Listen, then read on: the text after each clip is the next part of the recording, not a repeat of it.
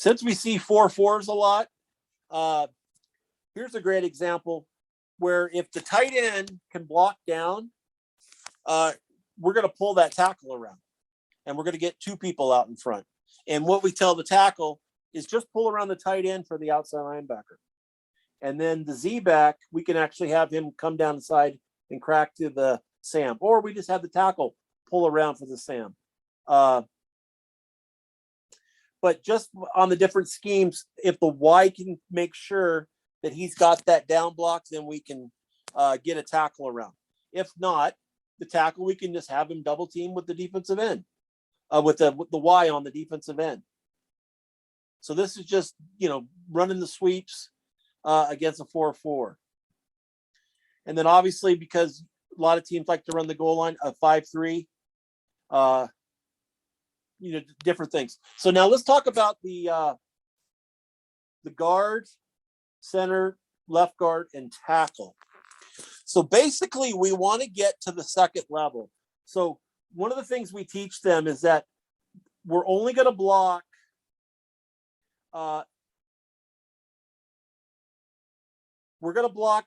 everybody from head up on the guard outside. We're not going to block anybody left on the line. So in this, like against the 3-3, the center, both guards, and the tackles are getting up to the second level. We're not going to block the nose guard or the backside tackle. In the 40, because the guard is head up or outside shade here, he's going to block him. But if he's head up or inside, the guard is going to get up and let that guy go through. The speed of the play, even with that D tackle, and we'll practice this where we'll have the D tackle stand there and we'll tell him, if you can blow this play up, blow it up. And what they find out is if the center hikes the ball right, the quarterback calls the snap at the right time, and the receiver runs full time, that defensive tackle will not get there. Later on, when I'm showing you film, you'll literally see this guy go out there and try and touch him because we didn't block him, and the sweep gets by. So we're not going to block anybody from the guard over on that. So like in this 5-3, everybody's getting upfield. And then one of the things that Sparkman likes to teach is when they're getting upfield for a linebacker, obviously we're trying to run because we know that those linebackers are going to be moving to the play of the sweep. So we want to take a better angle to get to them. But the coaching point that he's got that I love is linebackers are like buses. If you miss the bus, another one's coming. So obviously you want to try to shoot for that front side backer. So like the guard trying to shoot for that Sam backer, but he's not going to get him, but he's going to get the Mike backer. And then the right guard is going to shoot for that Mike backer who he's not going to get, but he's going to get that Will backer. So that's what we're going to do with the linemen is we're not going to block anybody from head up to the center over because we feel that the sweep will actually get outside of them. All right, so any type of cover 2-4 defense, now you've got a hard corner now that you have to deal with. So obviously that fullback block is going to be a kick out. And sometimes on this one, because they'll run this, we'll put the Z out wider because when they run this type of front, like this 3-2 front, a 50 type front, and that corner is actually an outside linebacker and he's more of a tougher kid. And so if we're not getting the kick out block or the log block that we want, we'll move the Z out wide just to basically get him wider. And then now we'll just have Z block him and have F come up inside in case he beats that block. So 4-3. So we're going to block that end, come down inside, and then kick out.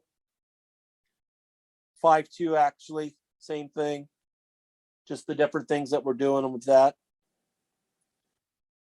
And then if they ran a 6-1, obviously you're seeing who we're blocking and getting the double team and then kicking out.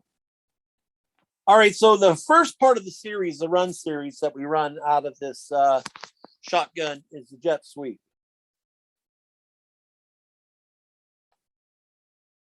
So I'm gonna show you against cover 1 and cover 3 defenses first. So versus 33, the H-back goes in motion, and what we do for that is our snap count is set, go. And so the line runs to the line. On set, they get set. The quarterback waits 1 second. He looks at H, they get visual look. And when he gets the visual look from him and they get eye contact, he goes in motion. Quarterback comes back to the center so that he can see the snap. And then with his peripheral, and if he can't, he can watch him the whole time if he has to. But the key is that we don't want to mess with the snap. So the minute he says go, he's got to look at the snap. But we want to get to the point where he feels it, that when the H gets to the tackle, he's going to say go, so that by the time the snap gets to him, the H should be in the A gap, and then they can do their fake or handoff. A lot of times, because we use different guys for the motion, the quarterback has to get, with a lot of reps, figure out different guys run different speeds. One of the big things with your sweeper is that he has to run full speed. They want to run slow because they think they need to get the handoff, and then they want to run full speed. And we always tell them is that they need to run full speed to get the ball, because that's how we're getting the advantage on this, is that they're getting the ball full speed while everybody else is coming from a start. So he's going to run. Quarterback's going to hike the ball. If we're running sweep, he's going to put the ball out forward, and it is the receiver's job to take the ball from the quarterback. And then the quarterback can fake different things. I like to have him fake left, like he's running a keeper, an off tackle play, which we will run. But he hands the ball off and then go. The reason I don't like the pitch that they like to do now, obviously because it makes it a pass, so they feel that when they pitch, if the wide receiver doesn't catch the pitch and it fumbles on the ground, it's an incomplete pass. But you high school coaches know that stuff happens, and they call it a fumble all the time, even though you even tell the ref before the game. They just see the ball on the ground and they say, oh no, he fumbled it. So I'd rather hand the ball off, because I think one, it's an easier exchange, because the receiver is taking it from the quarterback. But until the quarterback with both hands out and basically deliver it, they're taking it. Secondly, I think also the fakes. If you get to a point where if your quarterback and your receiver are really good about on their exchange, you can literally, the quarterback could pull it where he actually, just like I teach like on an option team, I tell him to slice his belly with the ball with both hands on it if you want to fake. I'd rather not get to that because I think if the fake, because just the depth perception that when you are faking the jet sweep, it's easier just to get him in front. But that's the reasons why I like that over the pitch or the underhand toss that makes it a pass. The H gets the ball.